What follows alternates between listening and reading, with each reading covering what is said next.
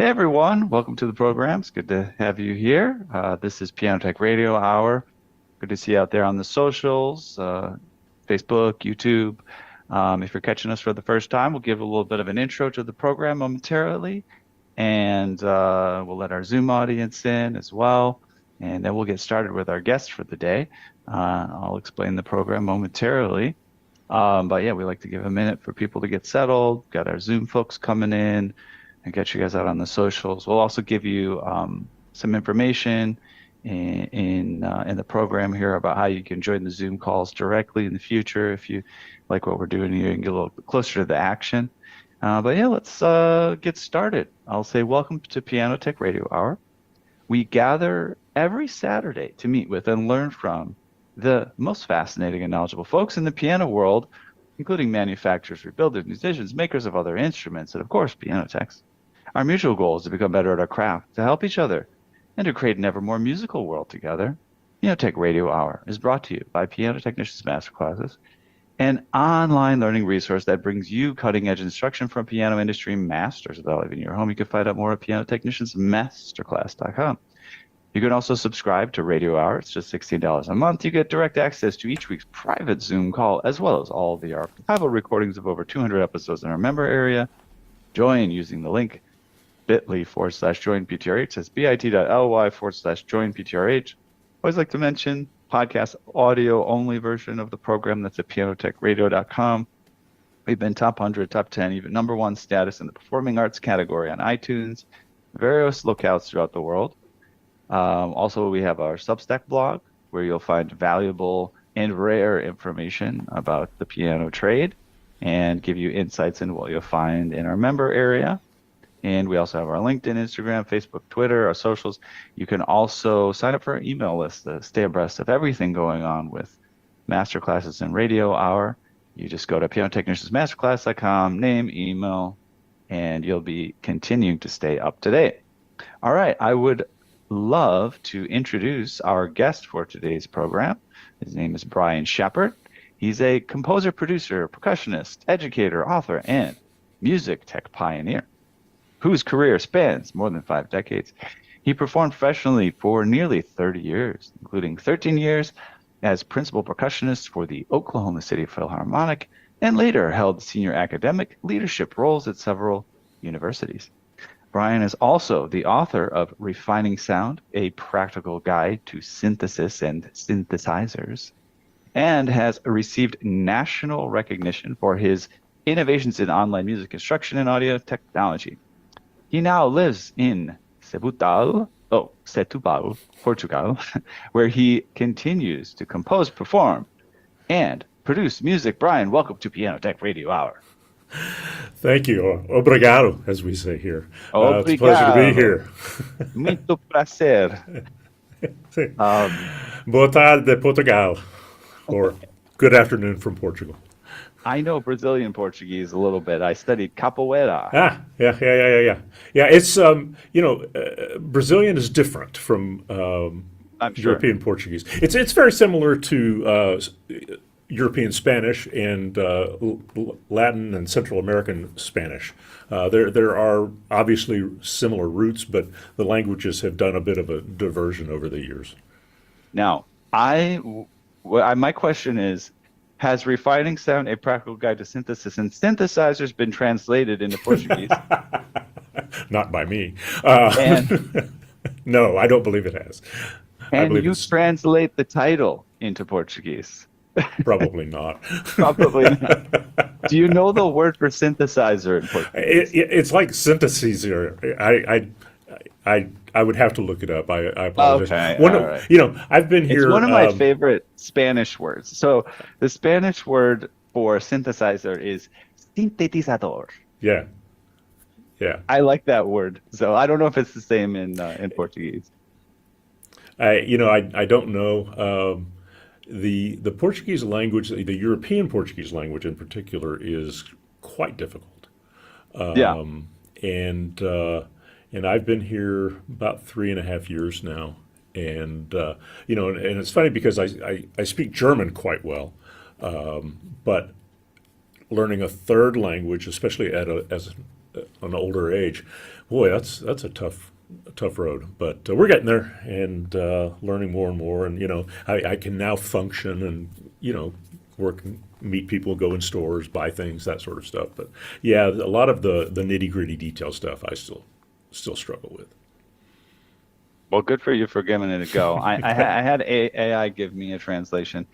Aperfeiçoar a som, guia prático de síntese e sintetizadores. Sintetizadores. Yeah. Yeah. Yeah.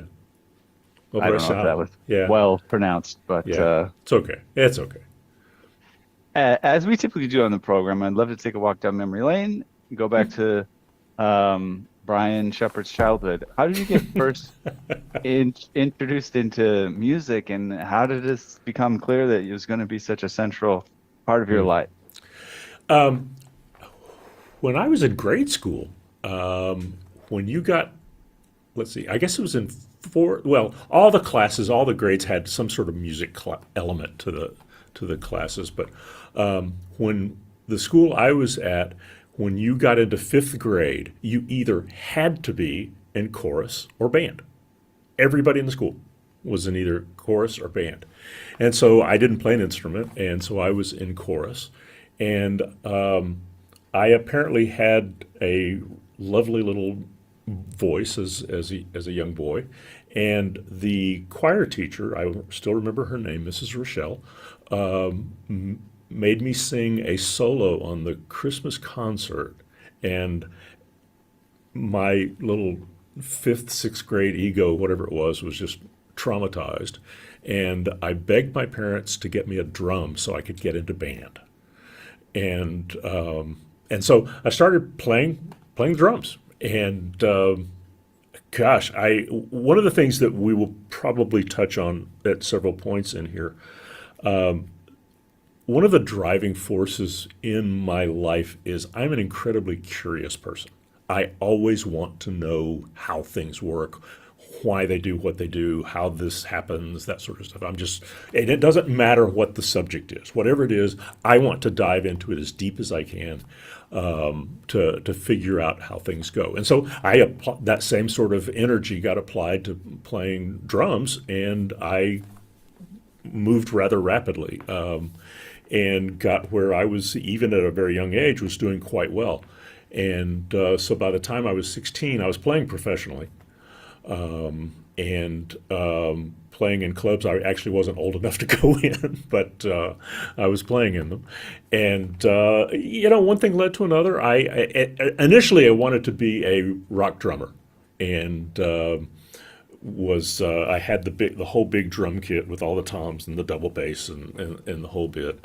And in the early 80s, disco really took off. And I would go play these gigs, and all anybody wanted was and I hated it.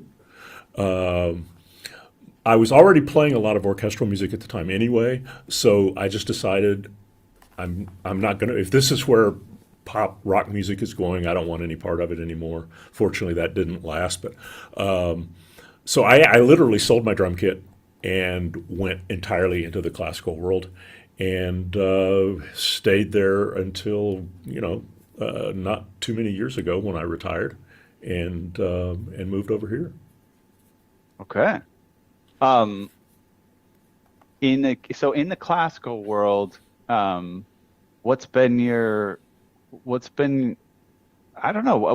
evolution in terms of, so you said you kind of moved from rock into classical, and when you're inside the classical world, is it mostly just, you're playing in ensembles and, the music that's curated by whoever's in charge, or, did you develop certain niches that you got interested in the classical domain more than others? Well, first of all, I love music broadly, and certainly in the classical world. the percussion world in the classical environment really doesn't start until the 20th century. I mean, there are a few things here and there before that, but by and large, you're talking about music of the 20th century and now 21st as a percussionist.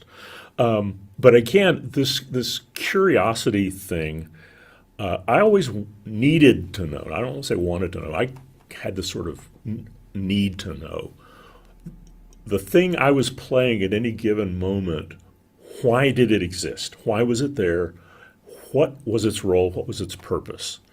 And one of the things as when I was at Principal Percussion, I would often have to hire people. If we needed a much bigger section, I would hire people, and often they would be like graduate students from a nearby university or something, who in many cases didn't have much experience playing orchestrally. And they would come in, and so they're playing triangle or something. And so they have this note that's on the end of 3 in this one particular measure. And so they are totally focused on 1, 2, 3, ding, hitting on the end of 3. And invariably, they would be in the wrong place. Because what they didn't understand, and this is what I would have to coach them through, is the composer writing that piece didn't say, I want to write a triangle note on the end of 3. That's not what he or she were thinking. What they were thinking is, I have this clarinet line that goes, and I want to hit this triangle at the end, which happens to be on the end of 3. So what's important is that the note lines up with the end of the clarinet run, regardless of what fraction of the beat it happens to fall on. And so what you have to do, and what I would coach my young players on, is how to identify what you're playing with what else is going on in the orchestra, so that it just makes so much more musical sense. And as a composer, again, I know that when I would put some of these little coloration things, it wasn't that I needed it to be on some particular rhythmic pulse. It was because I was trying to color a particular sound or event that was going on in the orchestra. Do you remember the painter Bob Ross? Oh yeah, Bob Okay. Ross. The happy little trees. Yeah, the habit. Yeah. So you remember every time he would do a painting, he would get to the end, and it looks really pretty darn good. But then he would often take his brush and dip it into a little bit of white and just kind of go ding, ding, ding, ding, ding, ding. And all of a sudden, it just added life, because it would create these little sparkles of light in the painting. And I often think that's what many composers do with the percussion family, is that they are writing these little sparkles that just illuminate whatever the piece of music is. And so it's important to understand those roles. And so that, again, part of that curiosity, and I think one of the reasons why I was so successful was I was so focused on what else is going on in the orchestra that my part fits in with, rather than just, dogmatically saying I'm going to play this at this point in time. Mm-hmm. Yeah, that makes a lot of sense. Yeah, that's actually an interesting.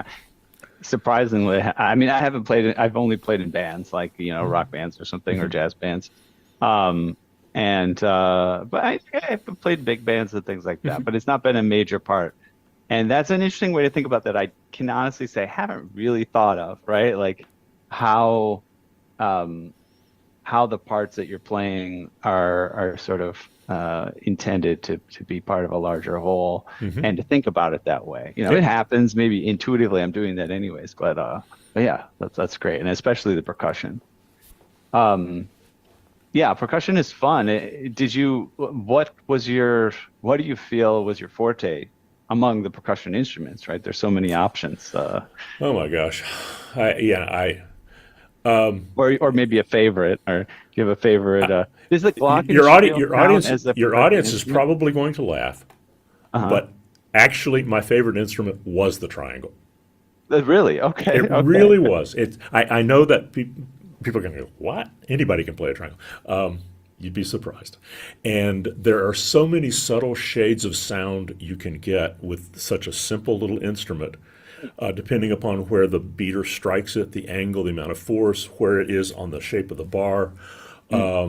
And you can truly it's like a player on any other instrument where they can change their embouchure or change the finger pressure to make subtle changes in the sound. You can do those sorts of things, and it's more than just whack. And create these subtle shades of color that really make it sing and work well with the part. And I just always had a kind of a lot of fun doing that. Yeah. I'm just, I totally get that. And we often talk on the And I program. should mention, I am a nerd. So, Yeah. Well, I often bring up a theme that I've come across on the program when I talk to specialists of all sorts. They're usually paying attention to nuances that another person would be like, well, it doesn't even matter. Yeah. What are you doing? Yeah. But I also just had this funny scene in my head, which I think would be kind of great. I don't know what type of movie or skit it's in, but you got the triangle player, right? And they have their note and they play it. And then you got some other, member of the group or the conductor. Oh, no, it's all that's all right. And then they do it again, and it sounds the same. Yeah. I like But I trust me, believe it happens. I believe yeah. that. I believe Yeah. Yeah, I mean, it's those subtle kinds of things were always a lot of fun. And so, yeah, but I mean, whether it was the xylophone, snare drum, timpani, crash cymbals, whatever, I loved all of it, and thoroughly enjoyed all of it. And so, playing cymbals on anything by Tchaikovsky or Mahler, I mean, it's just, those are like moments you live for as an orchestral percussionist. They're always incredibly exciting parts to play. So, yeah, it's not the big crash, boom, bang kind of stuff that people might think. Mm-hmm. Well, I want people to hear a little bit of a sample here. We talked about introducing a piece that you composed, and I think it's especially apropos for our audience. And so we can talk about it for a little bit so we got the context. But yeah, so this is All the Pretty Colors of the Rainbow. Tell us a little bit about this, how you came up with this. I don't know how long ago this was part of your repertoire, but yeah. Yeah, I think I wrote this in probably about 2010 or so. Okay. So it's, I guess, about 15, 16 years ago.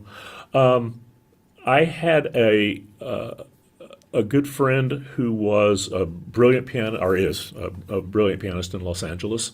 I was teaching at USC at the time, and he asked me to write a piece for a program he was putting together that was for microtonal piano. Now, before your audience goes crazy over that, the stuff that we were doing, if you had actually attempted to do on an actual acoustic piano, would probably damage it. And so what we ended up doing, there's an incredibly sophisticated physical modeling instrument called Pianotech by a French company called Modart. And it is, I know nothing is truly the same thing as sitting at the physical instrument. I mean, we used to have a Steinway B in our house, and before we moved here, that sense of power of sitting at that instrument and playing it. But that electronic instrument is probably the closest thing I've ever found to that experience. But it also has the ability to be radically retuned and still maintain the kinds of timbres that you would expect from the strings of a piano, the soundboard, all of that sort of stuff. So I wrote it using that particular instrument. And essentially, I took the pentatonic scale and essentially made 4 versions of each note that were slightly detuned from each other. And so depending upon if I wanted to push it high or push it low, I could play with whichever version of D I wanted, and so it has elements where you feel like, oh yeah, that's sort of recognizable, and then you'll hear some things that go, that's stretching my ears a bit. It was a fun piece to play. The pianist is actually looking at a scordatura part where, as far as they're concerned, it looks like just a regular piece of piano music. Right. And so, as they're saying like C, D, E, F, G, as they move up and down the keys on the instrument, what they're actually getting is slightly flat D, slightly less flat D, D, slightly sharp D, slightly more sharp D, something like that. Yeah. And so it's written, like I said, in a scordatura type of format. So it lays perfectly well under the hands, but what comes out is something that's very different. And so, yeah, we can play a little bit if you'd like. Let me. I've got it here. This is there's a slow introduction to it, and then this is sort of into the sort of faster theme. We'll just play a few minutes.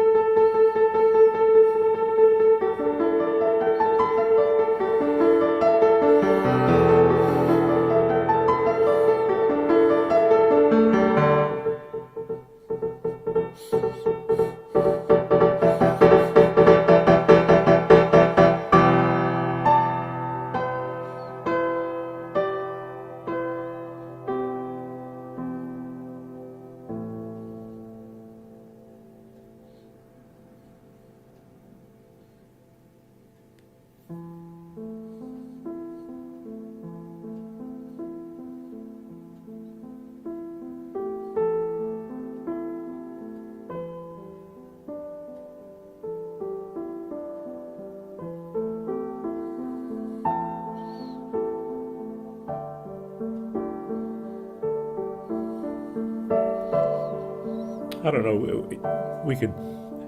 Sure, that's good. Yeah. Okay. Thank you. Yeah. It was a fascinating experience. Obviously stretched the idea of, normally we think in terms of the 12 tones of the typical octave. And so to have this sort of weird, interesting, stretched tuning was kind of fascinating to play with, and I really enjoyed the experience.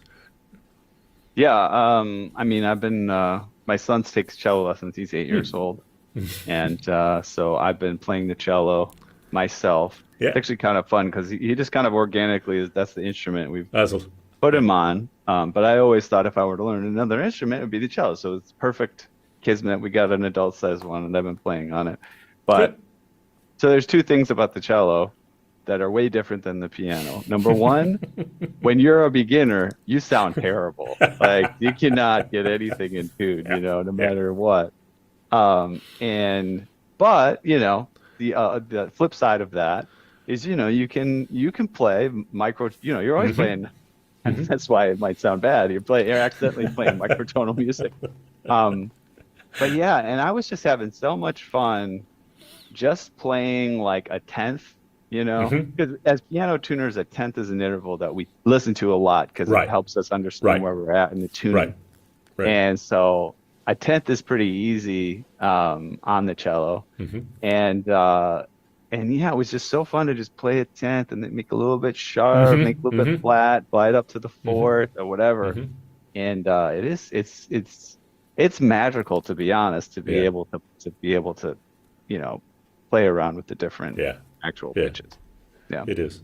Yeah, I have a theremin also, and it obviously there is there's nothing between point A and B other than just total open change of frequency. So yeah, it's challenging. So tell me about, let's talk about, I want to talk about how you got to Portugal. So yeah, tell me why Portugal, and how long has it been? Are you a resident there? Like, how does that work? We moved here in January of 23, my wife and I. uh, we moved from California. We both were at a point where we could retire, and both my wife and I have also lived in Europe at various times in our lives, and we knew we wanted to spend time traveling around Europe and having to always fly back and forth. And we're both adventurers, and so we were looking for kind of something new and unusual to do with our retirement. We both, interestingly, speak German, and so one of our first thoughts was, well, let's move to Germany, but we don't like cold. So anyhow, we moved here, as I said, in January of 23. So we've been here a little over 3.5 years now, and it's a lovely, amazing country. The people here are incredibly giving and loving. It's one of the oldest countries in Europe. In fact, Lisbon, or Lisboa, as we say it here, is the oldest European capital, and it has a rich musical culture. And I've actually been experimenting with some of the Portuguese instruments. One in particular, they have a drum here that's known as the aduf, it's a square drum. It's a double-sided. It's about this thick, with a head on both sides, and maybe about this big square. And you play it with your hands and fingers. And they also put literally junk inside of it, so it has a rattle effect to it, and so it's been around since the time of the Moors, so like around the 800s. That instrument has been in existence, and it's still used. So I've been playing that, but yeah, we wanted to be on this side of the pond, and to give us a chance to explore more, and also, just like I said, a new interesting challenge, which learning the language, learning the culture. We are at this point what are still called temporary residents, or we're long-term temporary residents, and you have to have lived here for 10 years to apply for citizenship. So we still have a ways to go in that regard, but yeah, we're getting to the point where our residency is becoming more and more permanent. Do you maintain a place in the States, or that's just where you are? No. Yeah. Fascinating. Yeah, we own a place here, and really love it. Setúbal, the city that we're in, it's about 45 minutes south of Lisbon, and it's originally it was an old fishing village, and still has a very strong aquatic base to it, shipping, fishing, those sorts of things. But it also has this incredibly rich cultural history to it. I mean, there are so many bands and choirs and groups and what have you, and buskers, and then artists, painters, sculptors. I mean, it's really an amazing artistic culture and community here. And so, when we came over here, we looked at various places around Portugal. And when we came into Setúbal, we had some friends that were living here, and they encouraged us to come visit, and we did, and just fell in love with the place. And so yeah, we're pretty happy here. Very nice. So and now, so I mean, I've gotten myself into a couple of bands that I'm playing in now. Yeah, I was curious. Yeah, so you are. Oh yeah. I think and that mixes in with sort of my next question, which is, it's interesting to think about, retirement. I feel as a creative person, right? Mm-hmm. And of course, you worked in academia, which it's easy to imagine retiring from academia. That sounds like a job. It is. Playing music is a little bit different, but you never stop being a musician. Right. Yeah, and so I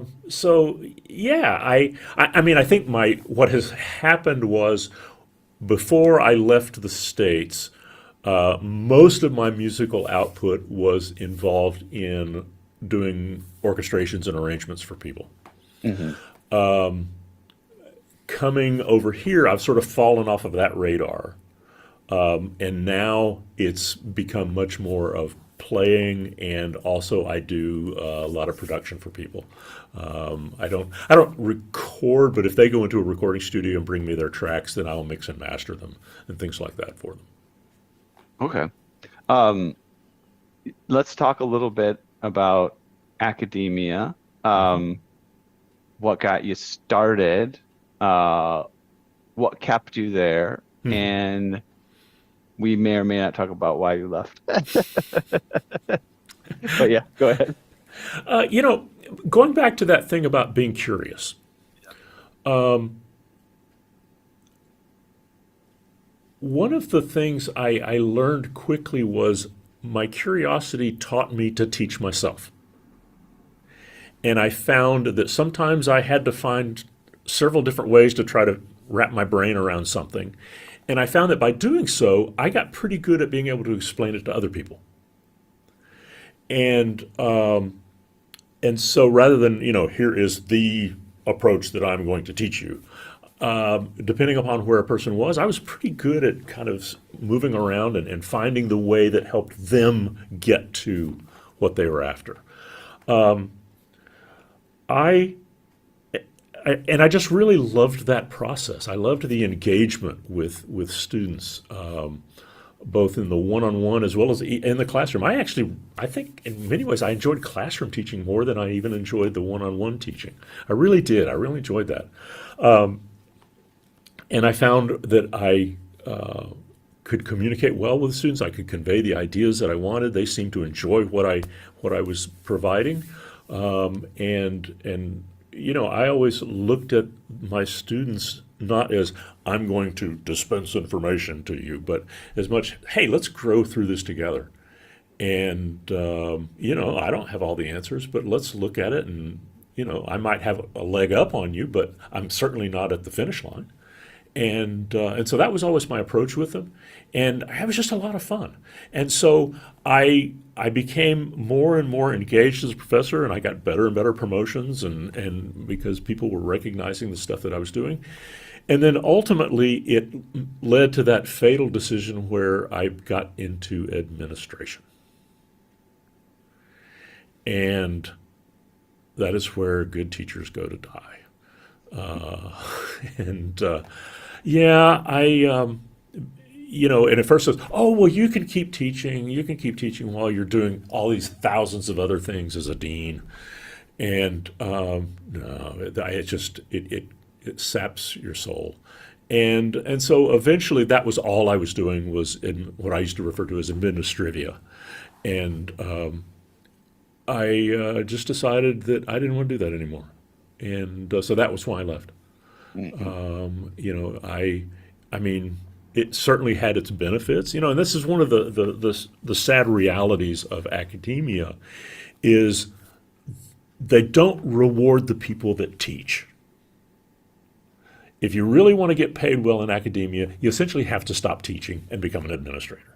And that's the sad reality of the sort of academic, especially in the university world. If you want to get a really good salary, you've got to essentially get out of the classroom. And that's sad. I knew some people that had refused that, and either kind of stayed not making a lot of money, or they had other sources of income to support them on. But so I got to the point where it wasn't fun anymore, and so that was why I left. Hmm. And do you root for a college football team? Several, actually. Most of Yeah. them are schools I attended. Yeah. Yeah, I mean, Kansas Jayhawks, which is where I did my bachelor's, the Cincinnati Bearcats, and the Oklahoma Sooners, and which is where I did my doctorate, and then USC, the Trojans, USC, which is where I taught for so many years. I was So at yeah. U. I was at USC about I don't know, maybe about 9 months ago, Hmm. and for a conference at the Shriners Yeah. Auditorium there. Yep. And they had a game. They had a game. They had the tailgating and stuff. And I Oh was yeah. like, wow, they Yeah. are serious about It's this. serious. Yeah. It really is. Yeah. And it's funny. And the whole time I was there, I actually never physically went to a game. Oh, wow. I just, I had a big screen TV. I just stay home and watch it. Yeah, the event around the games could be quite amazing from what everybody told me. Yeah, a lot of fun. Chaos in some ways too. Yes. Yeah. No, I loved the music and restaurant scene in L.A. and that was sort of more my thing. Yeah, it's just I've like I said, I eventually got to the point where I wasn't doing the stuff that had gotten me into it in the first place. Hmm. Um, I want to talk a little bit about it's of course it's a totally different landscape these days. I don't know if you have a thought on that, but you seem to have, gone an interesting path where you built this career as a musician, right? And you really kind of touched upon almost all the things you could, right? You got some teaching and academia and some composing and arranging and it seems to have worked out for you. You're retired, it seems like you're doing okay. But yeah, I love to just kind of hear about what your approach had been to your career and how much it was intentional, how much just kind of fell together. And if I don't know, you may have no thoughts at all about how people might think about their careers as musicians these days. Yeah, you know, um, it is the folks that make a living doing one thing in music are very rare. And even when you look back at famous names in music history, you find that not only were they like writing what are now very well-known symphonies and things like that, but they were also teaching lessons on the side. They were giving piano lessons and copying music for other people and editing scores for some publishing company. I think that's kind of always been the gig, and it's a bit of an entrepreneurship kind of thing. And like I said, I've never been afraid of challenging myself to dig into something. And so, I was writing jingles. I was teaching percussion lessons. I was playing in an orchestra. I was, all these other kinds of things all going on at the same time, all of which were enjoyable, fulfilling, none of which were enough to support me full time in most cases. Until really later in my career when I got into sort of more advanced university professorships. But yeah, I think that's part of the thing is most musicians do have to sort of pull together several things to make a good living and to be comfortable. And so yeah, I don't think that's anything new. I certainly didn't invent a wheel or anything like that, but it's part of the gig. Mm. Yeah, it reminds me of. I feel like it's so easy to idolize our heroes in various domains and kind of make their careers and their lives feel like this sort of perfect, Mm-hmm. expression of Yeah.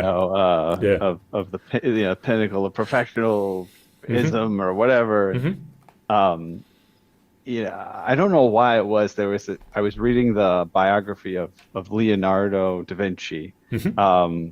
and there was this little vignette in there. There was like an abbot that had commissioned him for a piece or something, Mm-hmm. and it's just he's going back and forth, and they want it on a deadline, and they don't want to pay. I know, it's like all this stuff, and Yeah. you're like, it's Leonardo da Vinci.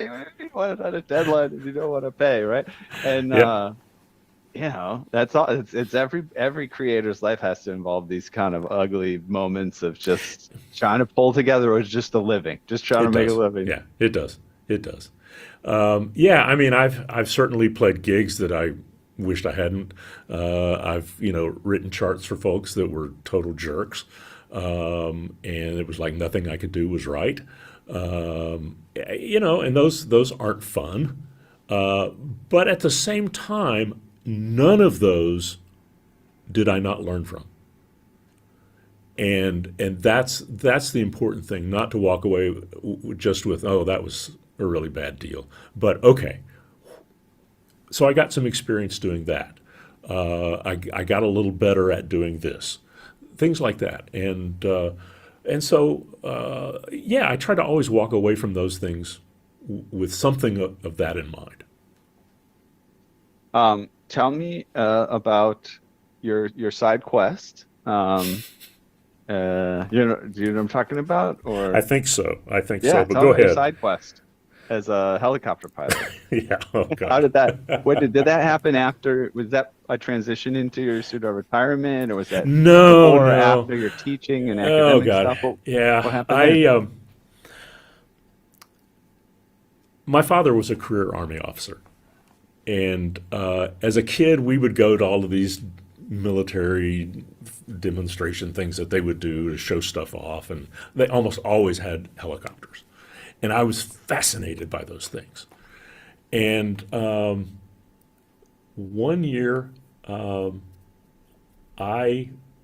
I part of my musical life involved a while back when still did the sort of thing. They didn't use AI to do it, but I wrote jingles. And one year I happened to have a pretty good year of writing jingles and made some good money. And I thought, I'm going to reward myself and go learn to fly a helicopter. And I wanted to do it purely as a lark. And so I found a company that was local that taught helicopter lessons and went and started learning to fly a helicopter. The guy that was the owner of the company kind of became a good friend. And as I was going through, he said, he had seen me interact with some of the students, and like I said, I'm pretty good at explaining things to people, and he saw that I could do that with some of the things related to flying, and he said, I would really be willing to help support you to go ahead and get your commercial and flight instructor license and then work for me. And like I said, it was not what I started out to do, but I thought, okay, let's see what happens. And so I did that and started flying professionally and teaching other people how to fly, and ultimately ended up, I took a leave of absence from the symphony because I'd been offered a job flying for a company in Atlanta that did, among other things, traffic reports for radio stations. And so I took off and moved down to Atlanta and flew there. And as the time was coming where my leave of absence was about to expire, I had to decide whether or not I would return or not. And for a variety of reasons, music was just that's my soul. That's who I am. And as a helicopter pilot, it was fun, but you're also kind of just a glorified cab driver. And so, yeah, I left. I came back and rejoined the orchestra. And so, yeah, I continued to fly for another couple of years as just sort of part-time, filling in with that company that I'd been with before. But eventually that dried up, and so, yeah, I haven't flown in years, but it was. Oh, It was you fun haven't? while I it was lasted. curious if you still, No, oh no. but you can, right? Or do you have to like update I would some have to sort of totally. credentials? Or? At this point, I probably would have to almost start over. Okay. Yeah, Well, yeah, because they're kind of like, I want to say dangerous, but you know what I mean? Like compared to planes, it's a little bit more, yeah, you have to yeah. be a little bit more careful. As we used to say, a helicopter is a million pieces of hardware trying to kill you. And so, yeah. You didn't learn how to fly planes, just helicopters? That is correct. Oh, interesting. Actually, I haven't met many people who've done that. I know several people who fly planes, even professional pilots, but yeah, I've met a lot of helicopter pilots. It's Yeah. interesting. Yeah. Yeah, it was fun, and it was rewarding while I was doing it. Had a good time, got to do some neat stuff, and but yeah, like I said, you were always a musician, and that pull was just too strong. Yeah, you can't just beatbox over the intercom or anything and No, no. it's not going to fulfill you. Yeah. I'd also love to touch upon the LA music scene. So we talked a little bit about USC. I've got some connections in LA, so I've kind of been there a bit, and some of the musicians, and it's an interesting place. Of course, it's evolving probably since you were there. I think people are Yeah. leaving LA to do stuff elsewhere, but it must have been a great place to be musically. What Oh, kind it of was. what kind of how did you sort of navigate that environment? Was a lot of it around the academia, or did you get Yeah, out and yeah. go into So like, yeah. so when I moved to LA, I had been teaching at the University of Oklahoma, where I was also principal percussion in the Oklahoma City Philharmonic. So I had both of those things going at the same time. I was playing with the orchestra 200 nights a year, teaching all day long, every day, almost. My kids were growing up, and I could hardly ever go to one of their concerts because I always had something. I couldn't go to the parent-teacher meetings or their basketball games or soccer games or those sorts of things. It was, and I had done some research that led to some pretty cool advances in internet technologies related to teaching of music online. This is in the early days of the internet, before things like Zoom and Skype even existed. And USC found out about me and contacted me and kind of made me an offer I couldn't refuse. And essentially, it meant that I would just have one job. And so when I moved to LA, one of the things I did was I stopped playing. I mean, almost cold turkey.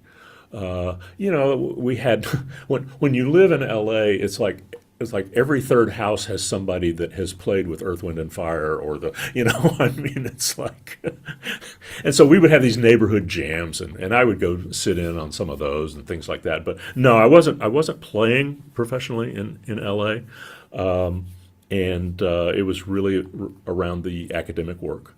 And then the arranging. I was doing a lot of arranging and orchestrating for people. I do a nice thing with taking pop and rock songs and orchestrating them. So for artists that want to then perform with a symphony orchestra, I do a lot of that sort of stuff. And or I did, I should say. It's like I said, since moving here, I've sort of fallen off people's radar. But yeah, I wasn't playing very much.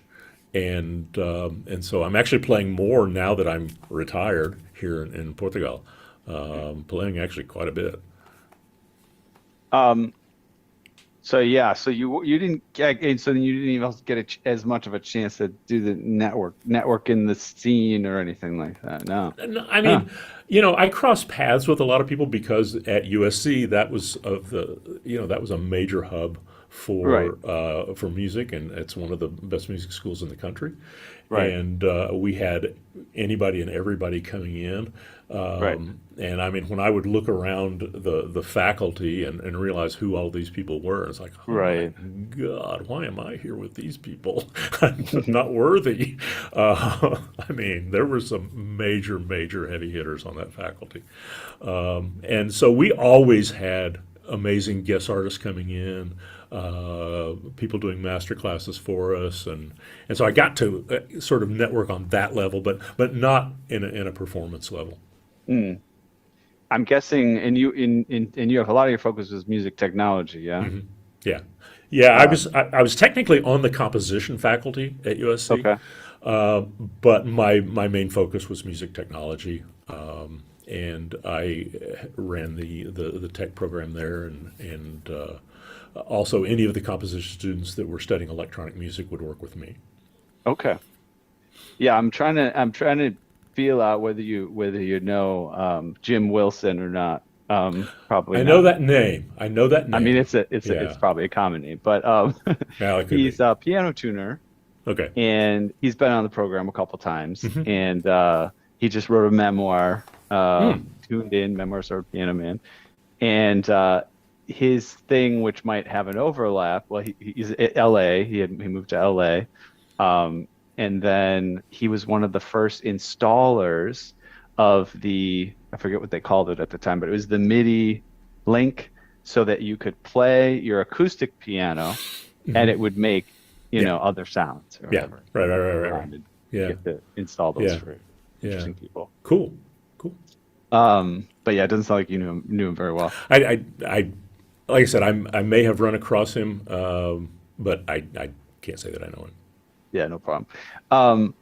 So we'd be wrapping up here pretty soon, maybe the next 5 or 10 minutes. But Sure. I do want to touch upon, AI. I know you're not, active heavily in that domain, but you probably have some opinions and especially in light of your, your study of music technology, right? There's so many interesting Yeah. things going on. But yeah, what are you seeing? What are your thoughts? Where do you think things are going? Yeah.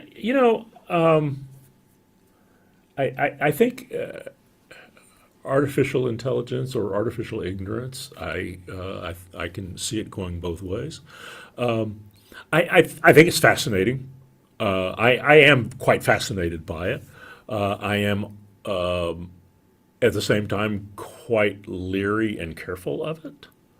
I think it's in knowledgeable hands. It can be a great tool. I think what we're seeing is a lot of crap because of people that aren't careful. I think also the tech bros of Silicon Valley are much more interested in making profits than in putting guardrails on their devices, and so I think it has become a bit of a beast that is becoming unmanageable, and I think we're going to rue the day that some things get out of hand. Musically, I've heard it compose things.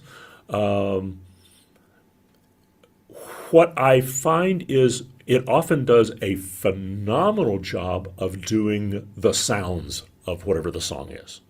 I mean, the voice it uses, the drums, the guitars, whatever, they often sound really good and convincing. It's like, wow, this could have been a recorded project.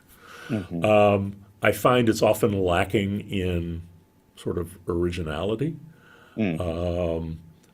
Sometimes you'll hear an interesting little hook that, oh, I hadn't heard that before, but most of the time I find it's like, yeah, I've heard that before.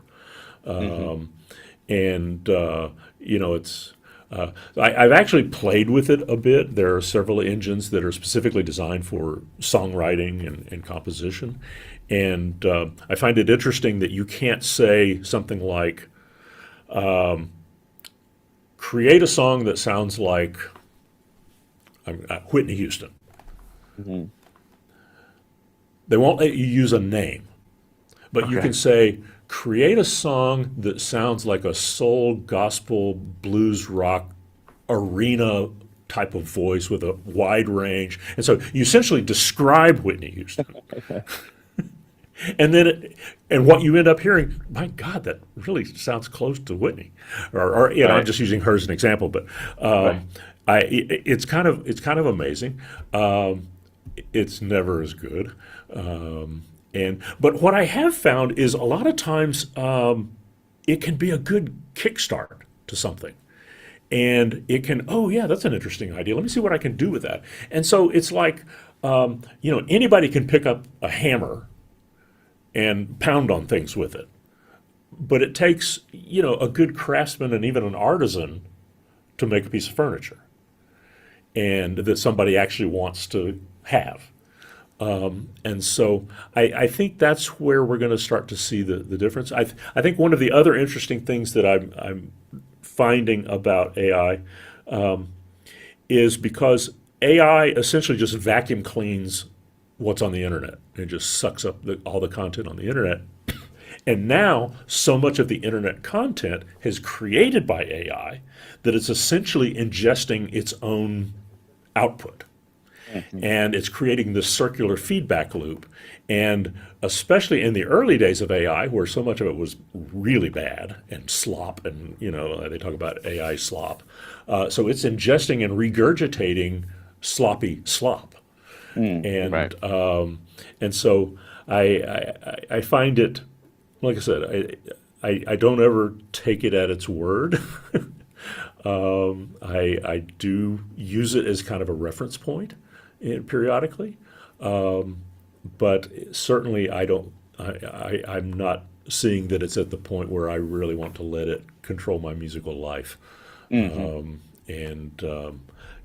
it like I said, it can help if you're kind of stuck on a particular sequence of chords or something, and say, show me some different examples, and its facility might be a little better than mine to try to play through some of those progressions or something. So, yeah, why not? I'll listen to it. But I'm not going to ultimately let it make the decision. Yeah, that's an interesting take. Yeah, I kind of agree.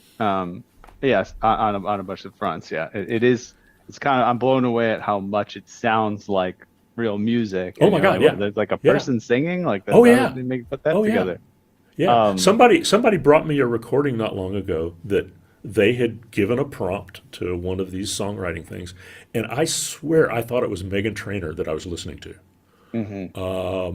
And it was an AI generated voice, but the voice so much sounded like her.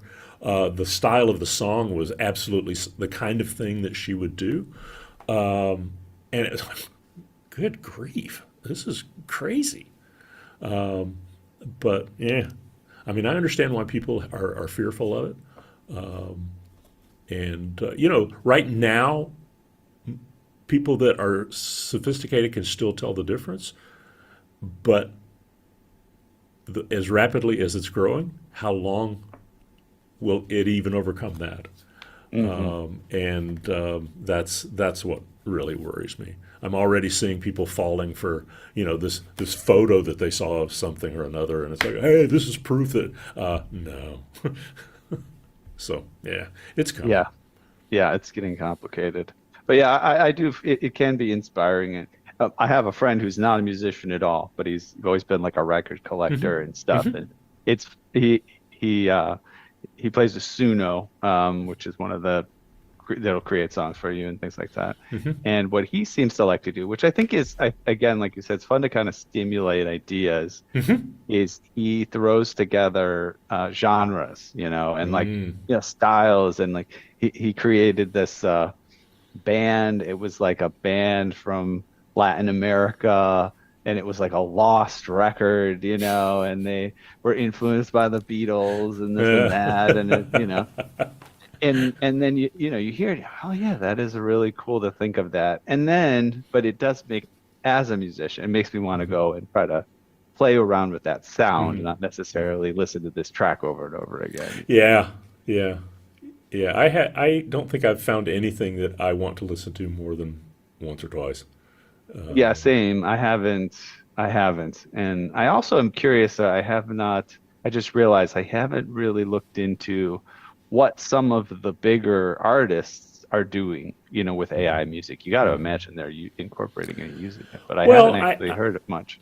I'm sure they are. What's one of the things that it is having a huge impact on is there used to be this whole group of people that wrote underscoring music and background music and music for industrial films and all of that sort of stuff, where people often really don't care about the quality, quite honestly. Just get something. But people made a living doing that. Right. And now somebody says, hey, I need an industrial track that has a beat at 92 beats per minute and has kind of a this kind of a feel to it, and it's 2 minutes and 37 seconds long. And and somebody just lost a job. So yeah, I have some concerns along those lines. Yeah, and from the royalty perspective too, probably somebody should be getting paid for it that isn't. But yeah. Why they train the models. Yeah. Well, unfortunately we do have to wrap up soon, but it's been fun. I always like to give people a moment at the end here to, say your piece. If you have words of wisdom, want to send us to a website, have a moment to say your piece, and then I'll sign us off. Sure. I will just plug my website, which is just brianKshepard.com. And people welcome to visit it. It has a lot about my background and some other examples of my music, some quite not so disjointed as the example we played earlier. Um, but the thing that I really try to drive home with all of my students, with anybody that I've worked with in the music profession, is never be afraid to ask why. Never be afraid to ask how. Never be afraid to ask what. Just keep asking. It's the curiosity that really propels us. It's what's led me in so many avenues where, friends, well, I don't think I want to do that. Why not? Hey, let's see what it's all about. And often I open a door that's like, wow, this is really cool. Sometimes it's not, but it's always an opportunity. So yeah, curiosity has been my sort of guiding light my entire life. It continues to be. It's what brought me here. It's what's gotten me doing all of these crazy things like learning new Portuguese instruments, or quite old Portuguese instruments, I should say. But so yeah, keep it up. Keep asking those questions, and it's fun. Wonderful. Well said. All right, I'll walk us out, and then we'll sign off here. Great. We have reached the end of another thrilling journey here at Piano Tech Radio Hour. Thanks a lot, of course, to Brian Shepard for joining us today. My As pleasure. always, yes, of course, and of course our audience that joined us as well. Thanks for being here. As always, we're brought to you by Piano Tech Masterclasses, cutting edge instruction for piano industry masters without leaving your home. If you join us today by signing up for the session independently, make your life more convenient. Just subscribe to Piano Tech Radio, just $16 a month. You get the direct recording of today's session in a member area, as well as automatic registration for each week's new session. And sign up at bit.ly/joinptrh. That's bit.ly/joinptrh. Don't forget about the podcast, the Substack, the socials, LinkedIn, Instagram, Facebook, and Twitter, and to sign up for the email list at our website, pianotechnicianmasterclass.com. Just your name and email. All right. Thank you very much, everyone, and we'll see you